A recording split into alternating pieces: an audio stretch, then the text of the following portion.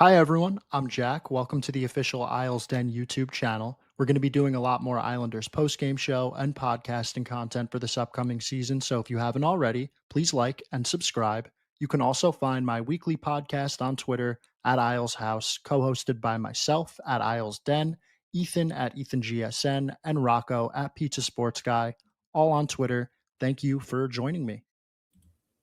Isles post game. Welcome back, everyone. It was a fun Olympic break if you're American, like Dom and I are. And what a return to action we got tonight. An Islanders 4-3 win in Montreal. Dom, how we doing, my friend? We're doing well. What a game. All the storylines and the game delivered. Lots of drama. Lots of victory lapping early in the game from both fan bases, and we got the last laugh. Yes, we did. This game, I mean, you really couldn't make up how it started, but even before then, just wanted to provide some context going into it. So Emil Heineman, Jonathan Drouin, Mathieu Darche, Patrick Roy, all spent time with the Habs organization. And for the Canadiens, obviously, the Noah Dobson trade over the summer, obviously a pretty hot topic among both fan bases. And the storyline got right to work at the first period. But even before then, just wanted to highlight one thing about Noah Dobson. I had access to the TSN telecast, and I thought one thing was interesting. Before the game, they asked him about his Islanders tenure, and the players that he named that were great mentors to him were Andy Green, Dennis Seidenberg, and Zdeno Chara. The reason that gave me just like a little bit of pause, and I thought it was interesting, is that is none of the current players on this Islanders team. They were on the team last year, and during those formative years for Dobson in his first few years in the league, playing at an elite level. The other guys he named, I mean, they were kind of in and out of the organization pretty quickly. He also might have named Johnny Boychuk, but I think that might have been on the MSG interview I watched. I don't know. I watched maybe too much Noah Dobson content today, but Dom, does that rub you weird? Rubs me a little weird. Well, yeah, I didn't see it, obviously, but being that those were the people that he named, and those were probably his most formative years, and those were his partners at the time. He played a lot with Chara, he played a lot with Andy Green. But then when that was all over and we acquired Romanov, that became his primary partner. So maybe that's why he went with those guys, because they were the wily veterans with 20-ish years of experience each, showing him the ropes. But it's that, or it begs the question, does he fucking hate his old teammates? So who knows? Yeah. Well, in the first period, this game got off to kind of a crazy start. We think Gatcombe scores a couple minutes in. Dom thinks he cashes a pretty nice ticket there. Tell us about it. If you saw my tweet, how much was on that?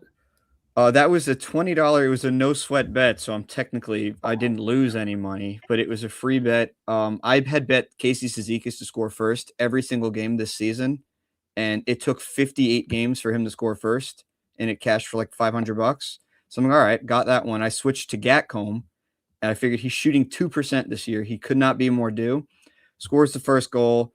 Thought I cashed for $1,100 on a $20 free bet, and it's offside. So that sucked. Dude, that's not fair. Yeah, that would have been a nice hit. It was plus 5,000 or something. Yeah, it's not a terrible system. I mean, considering you hit the Casey one, you're already up for the entire year, no? Yeah, well, actually, I need to hit again, or else I'm going to be down, because if $10 a game, 58 games, 580, and then I think it cashed for like 540 or something. So technically, I'm down, but it's been fun. It's certainly been fun. And I got a hat out of it. Yeah, except for the moment it was called offsides. But a couple minutes later, Tony DeAngelo was a wide open net. Pretty good shift from the Barzell line. We'll get to the analytics quiz at some point, because I have a hard time thinking I'm going to do well tonight. But DeAngelo misses. And then all of a sudden, the tide turns. And, dude, I thought that shift in the first period with the fourth line out there, I literally thought it was never going to end. Oh yeah, no, they were out there for at least 2 minutes for sure, just cycling. And anytime they would even touch the puck, it wouldn't be with enough momentum to clear the zone, and it would wind up back deep again. I felt so bad because McLean is leaking out of his face because he got hit. I think he got hit earlier and cut the bridge of his nose. and the fourth line had nothing left. I don't remember which D pair was out there with them. And if it was Mayfield Susie, yikes. What do It we might do? have been no, I actually think it was Pollock and Schaefer. I could be wrong. It might have been mixed up. But yeah, that was one of those like you just stand around and pray. Yeah, I can't believe we survived that. I think it wound up being just like a puck out of play or something. No, I remember what it was. It was a lazy shot from the high slot, just a wrist shot, no traffic, and Sorokin just gloved it. It's like, well, thank you. Yeah, thank God. It's always difficult watching those shifts. I mean, there was one that shift reminded me of a shift in the one of those Hurricane series. The fourth line of Clutterbuck, Zizekas, and Martin was out there against the Canes in one of the games. Yeah. That last year, it was actually the second year where they lost 4-1. And my goodness, this shift lasted for like 3 minutes. Clutterbuck, I think, decided right then and there, this is it. And it just reminds me hang of them it. up. Yeah, it just was not ending, and That it had to ended be the same against like way. that had to be the Martinook line. It might have been They just don't let you touch the puck. Yeah, and they are relentless, man. They had a great game tonight too. That Tampa Carolina game was nuts.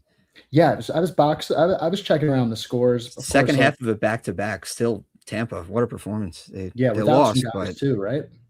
I don't know who was. Well, I know Point scored, so he's obviously playing. I don't know if Cirelli's back because he missed the Olympics too. And Hedman. Oh yeah, Hedman's not back, is he? There's no way. So they have a couple injuries. All right, so let's touch on it. So in the first period, after the Habs have some dominant play, the Islanders get caught on a change, and who else but number 53, Noah Dobson, comes streaking down the left wing. We just all knew it was inevitable, what was going to happen. Honestly, a beautiful shot. He seemed to know where to shoot it on Ilya, and he beat him, and he had a big smile on his face, and it was just classic. I'm thinking in my head, like, all right, let's let the Habs fan talk, even though I didn't see there was not much trolling done to me tonight, which I was a little surprised. I'll have to check Ethan's Twitter. Well, no, I don't follow any of them, so I didn't see much, but I'm sure it was out there. I might go stewing for it after the game, or like after this, just to see what I was missing, but I'm not gonna like retweet in victory lap. We still got to play them 2 more times. Yeah, they're a long way to go. And then the second period starts, and a good penalty kill actually, and it's followed immediately. Wait, was that a power play goal for Dobson? No, it was like maybe 17-ish seconds left because Dobson quarterback's the second unit. The start of the PK was great. They got a couple of quick clears. I think they won a defensive zone faceoff, which was nice, and just a harmless point shot. I think it went off a stick or went off Sorokin's stick because it started low and finished high, but Dobson still got the goal. So I got to look at it again. But one of our guys probably touched it, or Sorokin deflected into his own net. Yeah, it was not. It was definitely just a frustrating one. I mean, 2 goals for Dobson had 2. The Islanders had nothing. It's just how often do you see a defenseman score twice in a game? But oh wait, then the Canadians end up on a 3-on-5 in their situation. They take 2 penalties, and Schaefer just from the point launches one by Montembeault. Mm-hmm. And all right, like we're back in this game.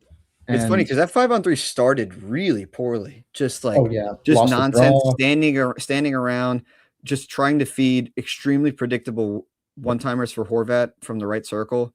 Just like everybody knew it was coming. Still almost worked. And then Schaefer just went beast mode. So that was good. Like down 2-0 against a lot of teams. If it's a Washington, Florida, some of these like bigger teams, like I'm definitely more nervous. But with Montembeault back there, he hasn't been that good this year. No, he stinks. The Habs have, I think, the 3rd most goals in the league, but that's why they're not like at the top of the conference. They give up a lot too. So bad 5-on-3 for them. And then it's followed by just a ridiculous Schaefer goal. I mean, Schaefer took over the game for a few minutes. I don't know how much ice he covered with that second goal, but with Davidov like inches away from his stick, he finds a way to get a puck through and beat Montembeault. And I was pretty shocked. Like you suddenly look up and it's 2-2. It's just one of those. How the hell is this tied? Yeah, it was a good feeling. We had nothing. We had nothing until the power play.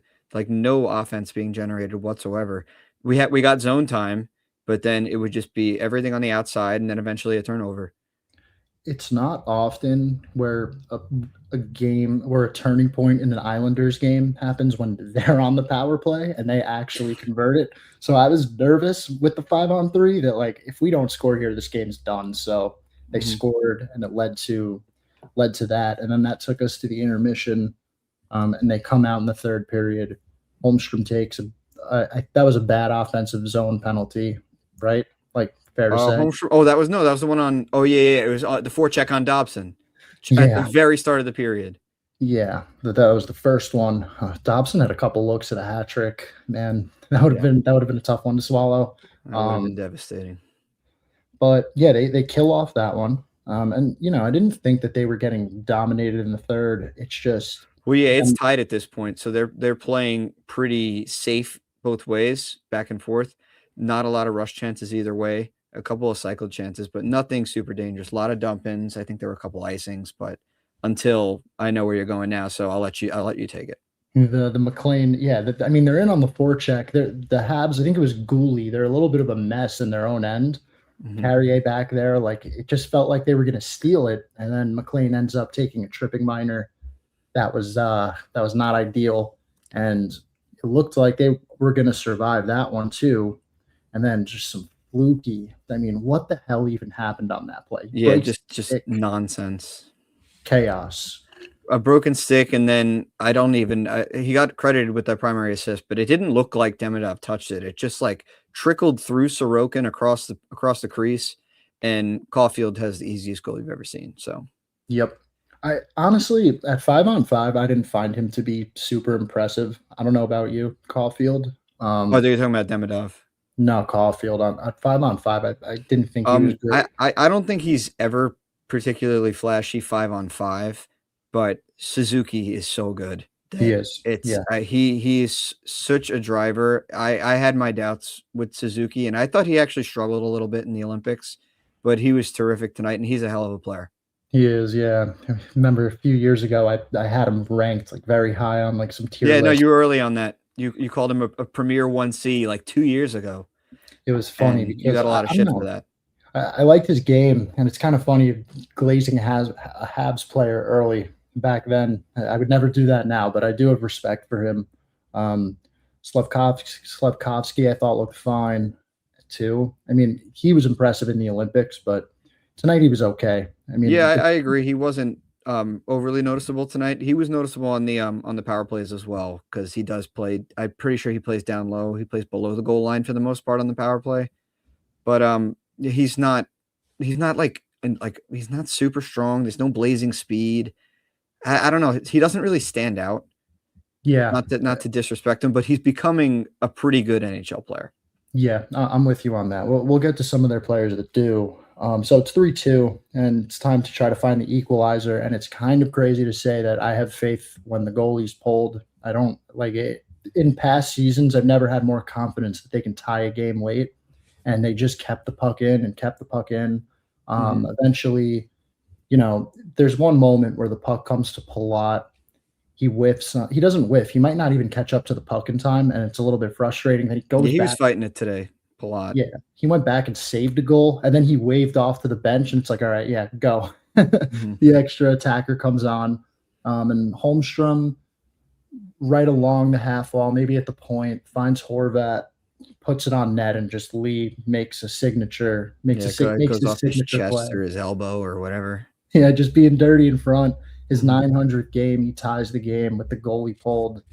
That was good stuff. And like he came through, and they really needed him. And just a huge goal to tie it. And this was one of those nights where I think any fan would have been happy with just one, because it was a tough game. I mean, we were trailing the whole night. Well, yeah, we didn't lead at all in this game, and we won this game. Yeah. Just at the very end. 0 seconds. There was one moment with like 10 seconds left where they dump it in, and Holmstrom has it. Somehow it ends up at the point with Hudson dancing around, and it's like, no. And somehow he just thought he was going to score there. Yeah, his brain was moving faster than his hands, and he fumbled it at the blue line with about 5 seconds left. and Pajot pressured him to make sure nothing came of it. So that was good.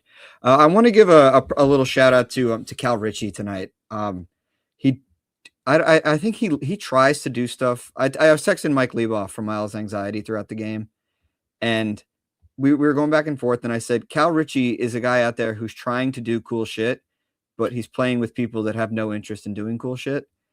But when we get on the power play, that's where he excels. He lives below the goal line for that pop pass, and then he'll cut to the net. He was so good in the 5-on-3, just playing catch with Barzal, or when they'd switch positions, it would be Schaefer. And then in the 6-on-5 as well. That puck could have been cleared 4 times, and it was our 2 youngest players holding the puck in the zone, just playing hot potato with it. And every pass was in the skates. Every pass was not flat, and they were settling everything down and just making quick decisions. It was cool. It was that is really impressive. I actually forgot about that, but I remember in the moment I was like, it's really incredible how much poise Cal Ritchie has. I mean, Schaefer's almost used to this by now, right? Ritchie, I mean, he's not playing these kind of minutes. He's not playing like the top minutes all night. But the fact that like he doesn't let that affect his confidence, and he's out there in the 6-on-5 and like so poised with the puck, it's really impressive, and it's a really good sign down the line. I'm with you on that. That's definitely the word I was looking for. Poise would be the way to say it, because his offensive tools and his offensive instincts are very good, but to settle down in that moment and not grip the stick too tight, fumble fuck it, and it winds up in the back of our net on the empty netter, like that's a play that would always wind up in a goal against the last 2 seasons. 100%. Yeah, just for not even like. It's almost, we would have lived with the mistake too, because he's so young. It's so impressive that he was able to keep his composure and keep it moving. And you could tell like Barzal trusts him. He'll throw him the puck, and like he knows he's not going to fumble it. He knows he's going to know where he's going. High IQ player. So we go to overtime, and like the Islanders they are undefeated in 3-on-3. Team Canada, you might want to think about taking those other 2 guys next time if you want to win in 3-on-3, even though I know they're not as good as McDavid and McKinnon, but I don't know. There might be something to them in 3-on-3. Barzal can't win a faceoff to save his life, but yeah, when he gets the open space, you could tell. Like he could be wearing a jersey with no name and no number on it, and you're like, oh, that's Barzal. You know, before we get into the overtime goal and everything, I do want to say one thing. In the Olympics, when I'm watching Team Canada play against, like, you know, not to disrespect the other countries, but like better competition, whether it's Czechia or Sweden, the US, I did kind of notice throughout this tournament, they really went with like the 2-way can check. And I think they went too far with it in a way where I watch Barzal every night, and there were players on the ice that I think Barzal would have been an upgrade from, honestly, for them to push offense. Like you can put Barzal out there in a 3-on-3. He can hold the puck. He can possess it. He can create. I think we're living in a time where he's a little bit underrated. I do. Well, yeah, the production's definitely a part of it, and his 2-way game is far better than people give him credit for.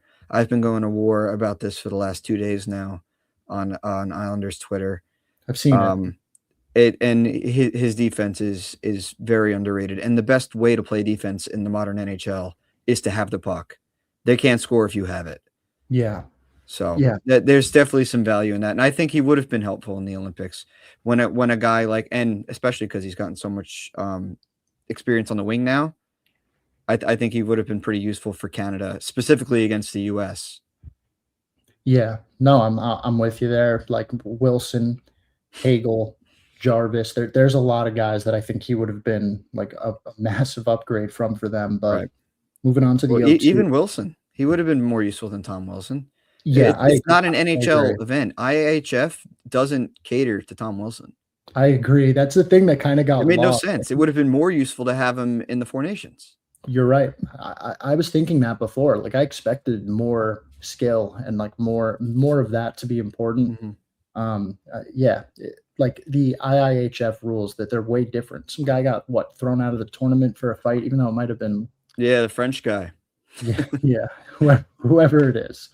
But the OT starts, and the Habs just literally don't give up the puck like for 2 Who minutes. took It the felt face-off? like Was it Bo?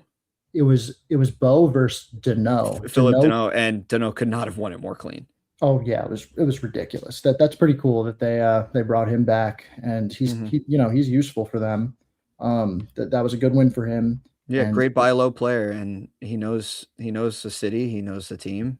yeah, It made perfect sense. Good move. yeah, and they just, my goodness, when Hudson and Caulfield and Suzuki are out there with the extra space, it's like, all right, like this is pretty. Like you take a second, this is pretty cool to watch. I just wish we got to touch the puck a little bit with our guys. But you could tell how badly they wanted to win that in OT for their fans. I mean, their fans, by the way, insane with the wave and dude, they deserve to lose once they did the wave. I'll give them credit though, because there was a point where the Waves stopped and it literally sounded like a Champions League soccer game that I was watching earlier this week. Yeah, just noise. Just noise and insane It was amount of wild. noise. It's cool playing in It must be really cool as a player to play there. That's a bucket list item to get out to the Bell Center if they don't kill me. Yeah, 100%. But I'll wear my yes, Patrick Waugh jersey. yeah, that's where we have to Here, go. support the coach. Yeah, or an old 92 Drouin jersey. Actually, that might get you killed too. It might get That you or killed. wear a Sergachev. Yeah. That was the trade, right? It was Yeah, Sergachev for Sergachev Drouin. for Drouin. Oh boy. That was Bergevin just doing crazy shit. That guy, some of his deals just He's crazy psycho. shit. Yeah, like he got Suzuki for a nice deal. He's just doing crazy shit all the time. Sometimes it works out with throwing shit at the wall, but the OT was insane. Just Sorokin was good. They somehow didn't allow like real high danger chances. They just, even exhausted, kept. Yeah, I thought the positioning was good. They just stayed between the guy who had the puck and the goaltender. Nothing super dangerous. And I think the Habs being a small skill team, but they're not fast, helped us a lot. Because Hudson's not fast. He's just shifty. Same with Caulfield. It's just if you keep them in front of you, they're not going to just blaze around you. I was waiting for Caulfield to rip one or two. He just kept holding it and thinking, man, you got an elite shot. You may as well use it. But ended up with a face-off in our own end. And a familiar sight along the wall after the face-off. Noah Dobson's there. He loses the puck battle. And that was something that I had issues with last year, where just like I just felt like he was always a softer type player. But this was honestly the only mistake I saw from him, one of the only mistakes I saw from him all night. But Holmstrom doesn't even think, chips it up. He knows Pajot's going the other way. That's their chemistry. And Pajot makes no mistake, brings us home. Lee ties it. Pajot wins it. Both guys that are literally being talked about every day by this fan base with what we're going to do at the deadline. And I mean, just really, really encouraging win. It was a weird game. Like I don't look at this one as one of those where like they got mad. I don't think the deserve to win-o-meter is going to be like 70-30. Am I wrong? I haven't even looked. I haven't looked at the. I'll check it right now, because that doesn't really spoil anything. Also, being that we had the 5-on-3, oh yeah, it's really close. If you trust Money Puck at all, 3.3 for the Islanders, 3.0 for the Habs. So deserve to win says 51-49. Yeah, it was really even. It felt like a back and forth game, other than the couple of times Montreal had us hemmed. But I thought they generated chances. One thing I wanted to say, both 48s, our 48 we know, but their 48, I mean, that dude's pretty crazy. They're both sick, but they're also so different. Yeah. Oh yeah. Just Hudson, just like when he has the puck, it's honestly so fun to watch. You understand why their fans just adore him. Yeah, he's more so Quinn Hughes, and Schaefer is more so like your Cale Makar, Miro Heiskanen. I'm with you there. Schaefer wants to skate around with it. Hudson wants to go side to side and stay out high, which is cool too. It's just different. No, I think that comp is on point. And I will say with Dobson, although he lost the board battle to end the game, and that was a familiar sight, you get the points, you lose the battle. But I honestly do think that's the best I've ever seen him look. Like, I thought he looked pretty good otherwise. Like, they have him on a pairing with Lane Hudson, and the way that they can move the puck it's serious, man. Like, they look pretty good together. Dobson not being asked to do as much as he was asked to do here. I mean, look, he's making $9.5 million, but he does look a little bit better over there. Would you agree? He does. Well, being that he's not being asked to be the guy. For some reason, Mike Matheson's being asked to be the guy. He's playing like 28 minutes a game right now. You should have heard. A lot of it has to do with how bad Jack-Eye and Carrier are. He's terrible. Carrier I liked a lot, but he's just awful now. I don't know what happened to him. And Jack-Eye is horrendous. Yeah. No, he horrendous, that guy.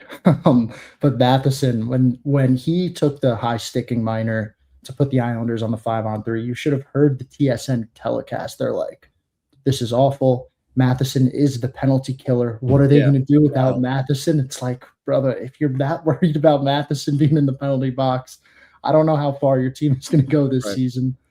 No, he's big, he's fast, he's long, he's pretty skilled, but he's not a number one, not even close.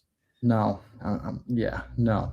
So we could, I think we can move along. I didn't look at your game score. I think I saw you post it in the analytics channel in the Discord. I did. Do you want to grab that? Because my computer, my monitor is compressing the shit out of everything, and I can't even see it. Yeah. So before, I see the image, but I'm not like looking at it. You know what? I'm just gonna guess, and then I'm gonna present. Okay. Yeah. That's fine.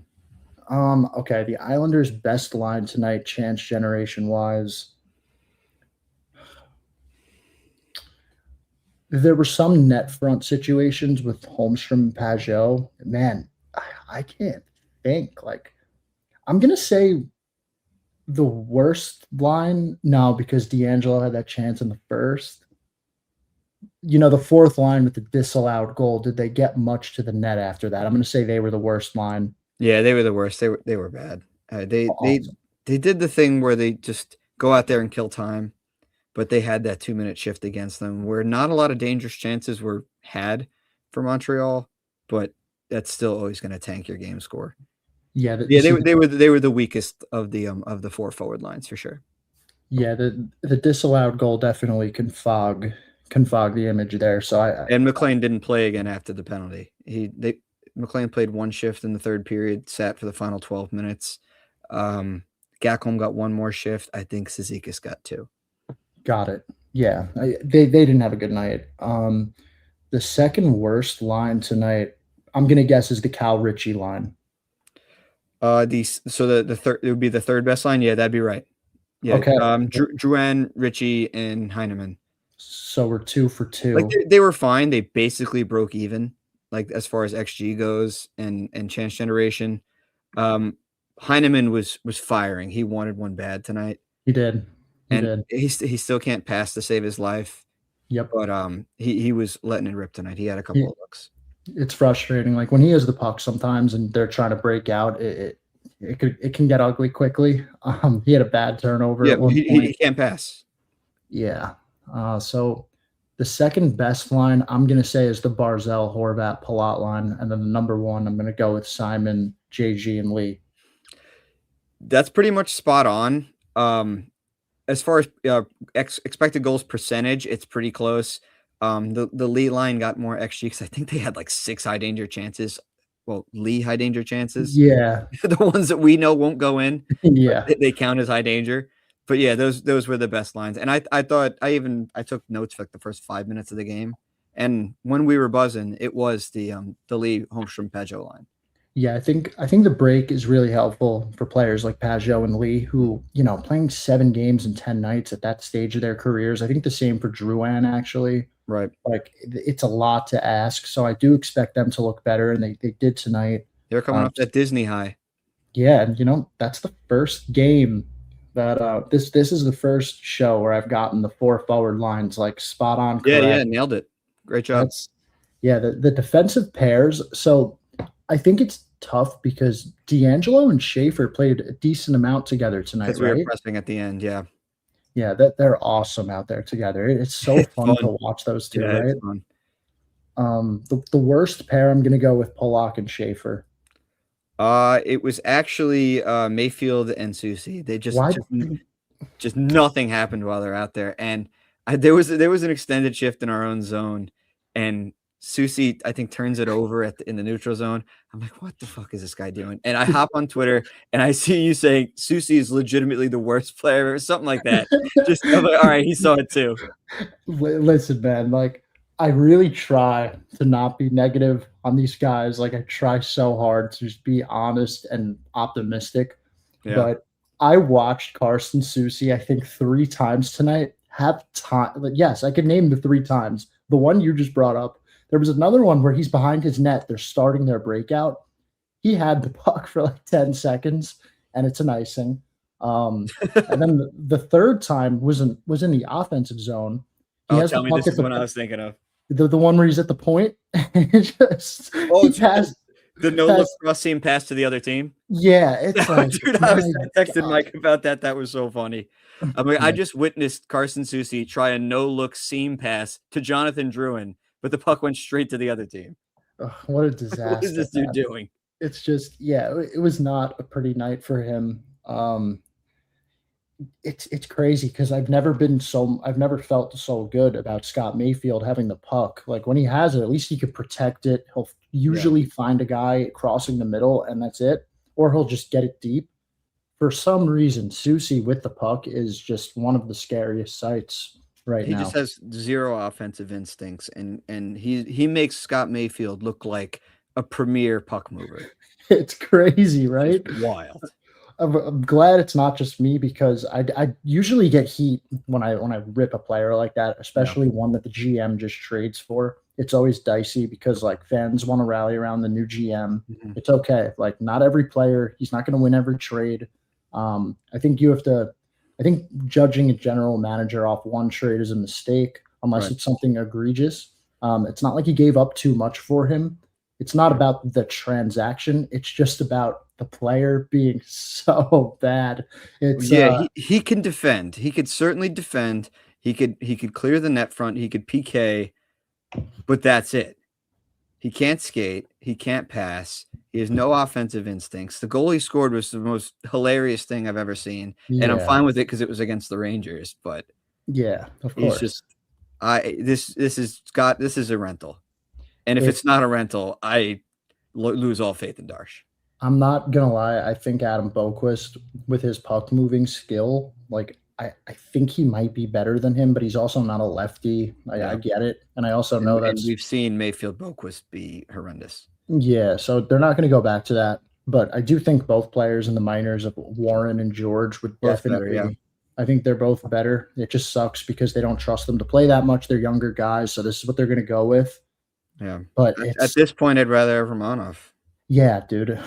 Romanov is the worst player I've ever seen for 15 games. Yeah, you know, I do have more faith that he was just in a rut and like can bounce back. Like we have to hope like this guy's signed to a 7-year contract. Like the general manager gave out that contract. We have to have faith. We have to have a little bit of faith in the player to bounce back.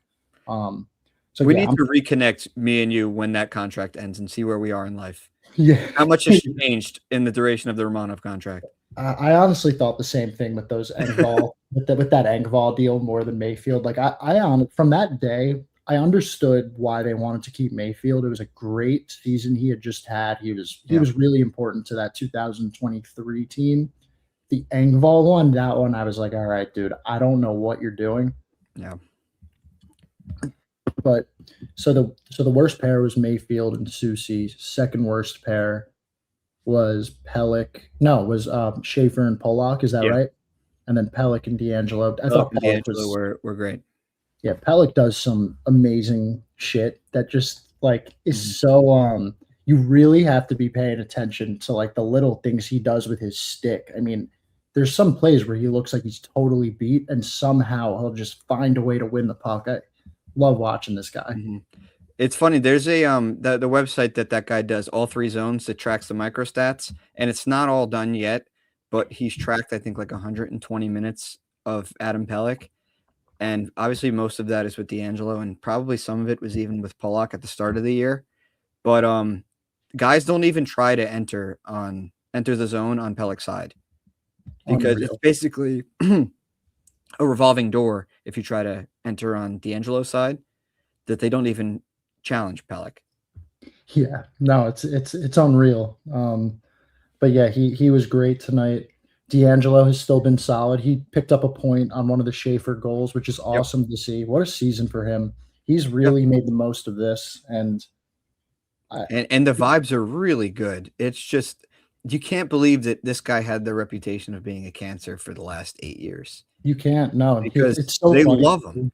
And and I actually, when I went to the season ticket holder event, and I got to meet Cal Ritchie and Scott Mayfield. When I was there, a part of me was like, "Fuck, man, I should have got tickets to see D'Angelo and David Rittich, because that is two of the biggest personalities on the team, and they were together. They were probably a riot." Yeah, they were probably awesome, and I love how D'Angelo is like the voice of the team on Twitter. That cracks me up. He's like a cheerleader now. It's fucking so good. It's great. He's in the J Fresh comments. He's talking to Mike. It's awesome. Curious to see what happens with him in the offseason, but I think it's time to get to a couple of comments here. Sure. And we're going to start with this one because Mr. Met Enthusiast, we're skipping ahead a little bit here because this guy, because he was in my Twitter comments asking you about your thoughts on Siplikov this year. I love the way he worded it, like he's like a caller. This is awesome. Siplikov this year. Okay, well, he knows where I stand on this. He was rude to me first, but I was rude to him on Twitter today. My thoughts on Siplikov is that he has been shattered by his coach. He has no confidence, and even when he does do good stuff, the result's not good. So he's been extremely unlucky, but he has not played well. I think, you know what I think happened to him? I do think that he was off to a good start in his career, and I think as you say, like anything he was doing on the ice that was good wasn't going into the net. And when you're in that situation as a forward that like people think is going to produce, and you start being on for the mistakes, you start getting benched. I mean, it's snowballed quickly. Right. I'm curious. Check the Devils game tonight. Did he play? He played last night with Paul Cotter, who's horrendous, but he skates. Paul Cotter is he's Emil Heineman. Skates fast, got some skills, doesn't know how to play. Yeah, it's tough. It's been tough for Sipper. I think it's not working out. Like the play he made that I tweeted about, because for some reason, Jake from Skates at the Stakes is just, I don't know why, it's like low-hanging fruit. It's like punching a guy while he's down, just saying like LOL Siplikov that he was the worst skater for them. He played 9 minutes and 30 seconds tonight against Pittsburgh. Okay, so he played just no stats really. One hit. No dash or anything. Bukestad missing last night would have been such a nice primary assist for the guy, and Nick Bukestad from in tight just launches it into the crowd. He can't get a break this year. It's just the way it's gone. Bean Burrito Enjoyer, friend of the program. Dobson, 2 goals. Wow. On ice for all 4 Isles goals. Ends up -2. Most Dauber stat line ever. That really is. He was on the ice for all 4? Well, yeah, he plays all situations, so he's probably right. Let's give him a pass on the 5-on-3. Canadiens, goals, like the 3-on-3. Let's see. He was on that goal. He was on Schaefer's second goal. I saw him behind the net there, just getting. Is this not updated? Oh, it's not. I didn't refresh my shit. My bad. Just getting blown past. But let me see. Yeah, that's a Dauber stat line. It's funny because he actually had a pretty solid game, like all things considered. I agree. He was on for 3 goals against. Man, 3 goals against. That's not fun for him after scoring twice. It looked like it was going to be 11-9 Islanders in his minutes, and they were, what was it? It was 9-8 Habs at 5-on-5. Got it. Yeah, so I mean, he quote unquote won his minutes with the shot taking, but to be on the ice for all 3 goals, the overtime goal, what looked like was going to be his night, definitely didn't turn out to be. Correct. And Islander fans get to somehow still troll after this game, if they choose to. I saw a tweet this week. Would you boo or cheer when Noah Dobson returns to UBS in April? Oh, he's going to get booed. I don't know. Like, personally, I don't. People know what we know. I don't know. Like, I just don't feel that type of intensity with him. Like, I don't. He's not like it's a trade it's a notable trade, and it's a player that was here for a few years, but I never looked at him as a superstar. I never even looked at him as a star, to be honest. I was hopeful he could turn into one, but I didn't think he was like, I liked that we got assets for him. At least it's not like he completely screwed us over. It just didn't work out and was one of those things. And it's like, I don't really have hate for the player. I just more get annoyed with these Habs fans. So they deserve all the heat, not really him. Well, yeah, it does take two to tango. Our fans have been entertaining the Habs fans. Yeah, that's true. Typically is a big part of it, including myself. Yeah, for sure. Definitely a little guilty. Patrick, you trade a player like Dobson. So we've gone from you don't trade a player like Emil Heineman. We're just skipping that part now. It's just you trade a player like Dobson. Heineman did play tonight, I think. Yeah, I think this might be the new line, and I think it's a fair one because you don't trade a player like Emil Heineman. It's losing a little bit of its luster, fire. Yeah. I mean, what are his stats over the last couple months? Like, bad. I feel like he has like very 3 goals, but he scored those like shootout ending goals. He's like a -12 or something. Damn. Yeah. I know it's worst on the team, but some of it's bad luck. Some of it's not, just shit's not going in. But you trade a player like Dobson, I do agree with part of that. Like, yes, he is a net positive. He's plays a position of need for every team in the league. A two-way right shot is everybody needs that. He's young, he moves the puck, and he's got good instincts, but he doesn't have dog. That's the thing. I don't know if that's something that can be taught because he is soft in the corners. He's soft on the boards. He'll lose battles. And he's very leaky against the rush. So if you take him for what he is, he's still a net positive player. But yeah, you probably gaffes like that are going to happen in the playoffs. They're going to happen in the regular season. They're going to happen in big spots because he's going to be on the ice in those big spots. That's the thing with him. I think he's a good player, but the issue is the way the Habs have kind of formed their blue line is I think that they're actually going to be a really good regular season team right now as constructed. Come playoff time, I do not trust one of their top 3 defensemen against teams that have those high-end players that they can't just keep the puck from the whole time. Like, at some point, you're going to have to go to the corners. You're going to have to defend, and I think that's life in the playoffs. So I don't really like how they constructed all of that. Like, the Matheson extension. Yeah, Hudson sits when they're protecting the lead. It's Dobson, Matheson, and Gooley. Yeah, absolutely. Like, and I don't know if I like Gooley. I don't know much about him, to be fair, but what do you think? Like, is he the guy you want out there? Maybe it's too soon to tell, but I think if he played for a team like, I don't know, Nashville, nobody would care. Yeah, I'm with you. I think it's just because it's Montreal. Good question here from Sloppy Tuna. What do you guys think of Palat? Do you think he needs to be moved to a different line? I do. Yeah. What do you think? I think he was extremely unremarkable tonight and doesn't skate well, but he is really smart and he doesn't make bad mistakes. But I think he also lowers the ceiling of the Barzal-Horvat combination.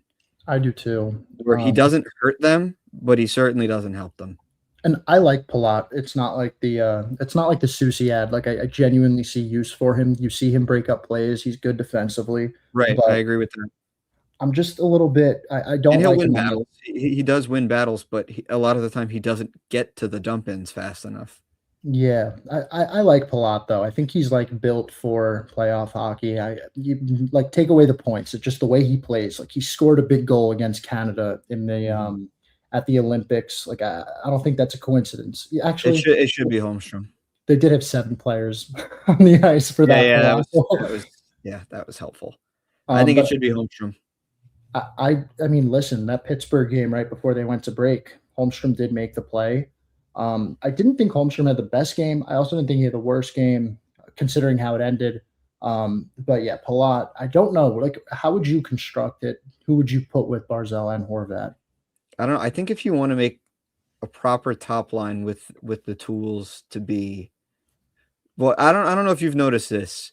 Cal Ritchie's not playing center. Drouin's taking the faceoffs. Yep, I did notice that. I don't know if they switch after the puck is dropped and Cal plays the middle of the ice and is the first guy back on defense. That I didn't notice. I didn't actually watch that intently because I was just kind of just trying to gauge the game tonight. But is there a world where Cal Ritchie plays on the first line on the right wing? Is there a world where Holmstrom plays in that spot? I think Holmstrom is now driving play and he's become a needle mover that way, that maybe you keep him away from those guys. And Yeah. but I'd like to maybe see Cal Ritchie up there and just let Palat, Drouin, and I don't know, maybe even Palat and Drouin probably are our two best defensive minded players right now, just as far as two-way play. Which is crazy because I didn't think Drouin was like that coming in. I thought his reputation was that he didn't play defense at all. Yeah, I think he didn't for Montreal and he didn't for Tampa. Outside of that like 7-10 game stretch right before the break where they're playing way too many games in too little a nights, like I think he's been pretty good defensively, even though it's been 4 days since the guy scored a damn goal. No, he's not producing. I think his two-way play is really good. Yeah, and that's why he has the coach's trust. So the next question kind of ties into my answer. Chris, get the Duke back in the lineup. The self-sabotage by the GM and coach is insane. Okay, Chris, this is how you need to start operating, my friend. Just think to yourself that Duclair is no longer on the team. This isn't like inside information, but dude, he's been scratched a million times. Last year, like those comments from Wah, like that shit doesn't go away. Like they might say it does, and like there might be like a whole act going on, but when you continuously treat the player the way he's been treated, where even when he leads the team in scoring for a month and is getting scratched, it's done. It's a matter of time before this guy is off the team. I don't disagree with you. I don't disagree with him though that it probably should be him with them. It's just the details. He plays no defense. He's not explosive anymore. And he needs his line mates to do all the work, essentially. And Horvat and Barzell are capable of it. I think there's a better chance you see Shabanov back in the lineup than you see Duclair. That's my answer. So I don't really know who else is a winger that I think the move is you sit McLean, put Heineman on the fourth line, and you get Duclair or Shabanov back in for that scoring punch. But Wah won't do it. That's just the long and short of it. Wah won't do it. I have questions on if Shabanov's an NHL player, but I do have to admit there's a little bit of curiosity for me thinking of seeing him with Barzell and Horvat. Like, I don't know why, but I could see it maybe working. The issue is I just know one mistake, and he's not. I just know he's not going to stay in the lineup, and he's going to be benched. So it's tough. But I feel like if you put Shabanov with those two, it might just be crazy enough to work. Right. Well, if you think about it, if I think Shabanov's a complimentary player, I don't think he's a driver, but if he gets to play with guys that like having the puck and could help him find like the soft spots on the ice, I think that would be helpful. Who do you think are Shabanov's most common line mates this year? Ritchie. That's number one. Who's still getting his feet wet at this level. He's not a driver yet, but he's got tools. He's got offensive IQ. Is his second most Horvat? His second most is Pajot. And his third most is Heineman. Yeah, I don't know if These are all guys that aren't doing shit 5-on-5 as far as play driving. I don't know if I love that deployment for Shabanov, honestly, but and then he's got the same amount of ice time with Duclair and Horvat and Holmstrom. Interesting. All about 100 minutes. They honestly haven't really found him. They haven't tried him with Barzell. He hasn't gotten a proper shake with guys that drive. I think he would play well with Drouin. Yeah, it's possible. It's weird. But he's not getting back in, I don't think. You don't think Shabanov is? He might get back in at some point this year if somebody gets hurt, but I don't think Wah has any interest in changing the lineup unless we acquire somebody. He did have a good game against the Rangers where he actually assisted on that Susie goal against Jonathan Quick.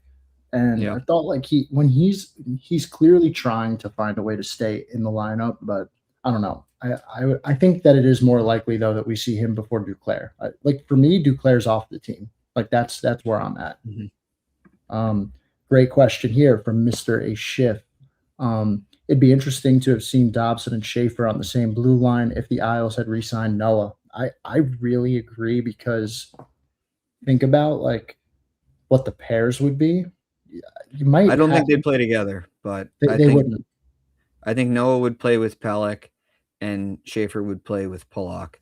D'Angelo wouldn't have been brought back, and you'd have Mayfield on the third pair with Romanov.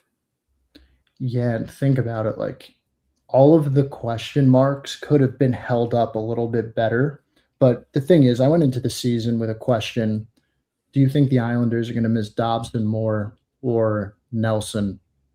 I mean, Brock having 30 goals this season versus Dobson. I mean, the thing is with the defense, whether Dobson's here or not, somehow it's not going to affect the goalie from having a freaking Vezina-like season playing lights out. So, oh no, if Dobson was on the team, Sorokin would have a fucking 885 save percentage. Yeah, every shot with Dobson. He hates that guy. Yeah, he hates him. He definitely hated him tonight. Dobson knew exactly where to shoot on this guy. That was interesting to me. But the answer to that question is Brock Nelson. They miss Brock Nelson far more just because of what he's providing. And Tony DeAngelo's been good. He's not Noah Dobson, but he's been good. And the teammates like him. Yeah, it's awesome. What a crazy spark. Jack Eye only plays like 11 minutes a game. That's insane for a defenseman that plays every game. I mean, Ian, this guy is so bad. I was watching like a random Habs game a couple months ago at this point, and I just remember like I always see a lot about this guy. Like let's watch him. Let's zone in on him. That's Chicklets' fault. Yeah, and he is just the guy. It looks like he struggles to move, and he's so bad with the puck. He is not a good player. He plays 11 minutes sheltered against fourth lines and only gets offensive zone starts and still gets smoked in his minutes. That's incredible. It's the best. Jets rule. Do you think Schaefer saw Dobson score 2 goals and decided he had to return fire? I mean, I feel like when these players play in Montreal, the game just feels a little bit bigger. And the bigger the moment for Schaefer this season, his first game, hockey night in Canada, he just seems. You think they've met? Schaefer and Dobson? Yeah. Given that they're both Canadian, I know that's a dumb way to say it, but I don't know. Like there seems to be like a different type of camaraderie. I don't know where they're both. I know Schaefer's from Ontario, from the Toronto area, right? Right. Schaefer is from. It's not Hamilton. Is it Hamilton? He might be from Hamilton. It might be. He's from the GTA. So maybe there's a chance that they've crossed paths, but but like, why would they? They don't have anything to do with one another. Yeah, and Dobson doesn't really. I don't know his relationship. Did you see the pregame? No, you were watching TSN, but they did a pregame. They showed Shannon's interview with Noah before the game, and it was the most robotic, media trained. I've never met this person before interview I've ever seen. Yeah, he did say one thing about like the playoff runs where I was like, all right, like he feels fondly about it, but the TSN one was a little bit better. He was naming some names. I feel like he probably felt a little bit more comfortable. This one's from Gail. Do you think Duclair might have contributed speed, jump, and scoring tonight?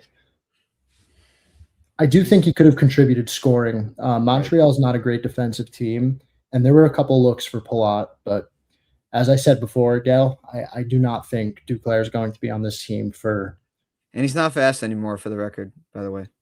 Have you looked at like his edge stats and his skating? That they're not up there. He's the only players on the Islanders that are less explosive as far as skating, like bursts. His top speed is still like top 5 on the team, but as far as explosive, like getting up to speed and bursting up the ice with or without the puck, the only players that do it less are Lee and Palmieri. Wow. Yeah. Shabanov, who's tiny and slow, is more explosive than Duclair. He's not as fast, but he's more explosive. Like he plays fast. That is surprising. Bean Burrito Enjoyer. Dobson will get a cheer from me. I get no joy from flaming him. Only Habs fan it's tears. I agree. I fully agree. They're crazy. El Sap 184 Barzy and Horvat need another weapon. Who's your favorite target? Fun question. There's a lot of noise right now.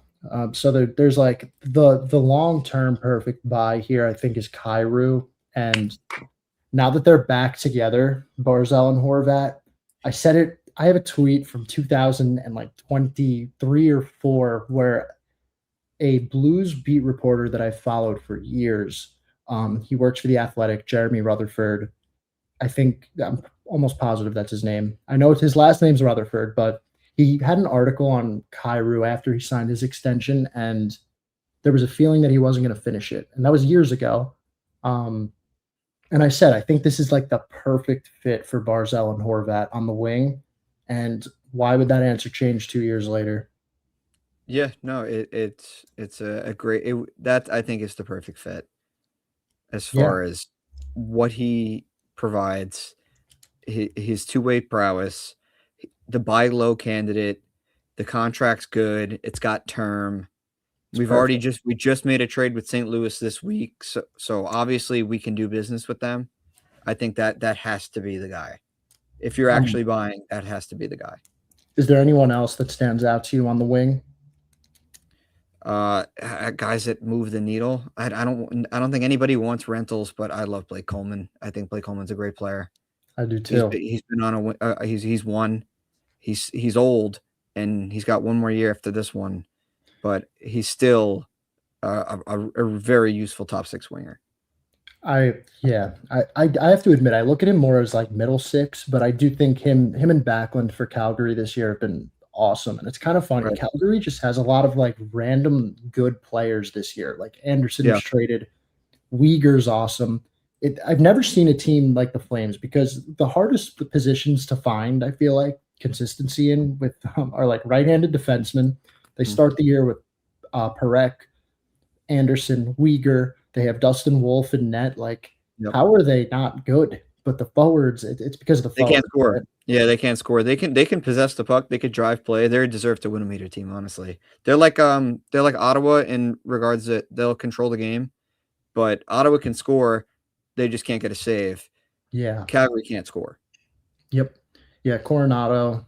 He had a good year last year. Huberdeau bounced back last year. I don't know what the hell happened to him this year. Came in injured.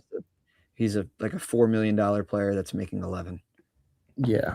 Wow, we're loving the Dobson performance tonight. Infusive music, story of Dauber, flashes of offense, but gives up the plays and the goals that cost games. This is exactly what Islander fans were saying. So no, it's crazy because like he'll do great things quietly, but then suck loud as hell. Yeah, and that's what people remember. And rightfully so. I've never seen a player where the mistakes stand out like that.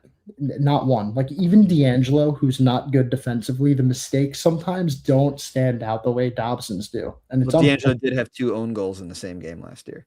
He did, which was awesome. Yeah. Michael Jensen, HHG. Why does McLean start over Duclair?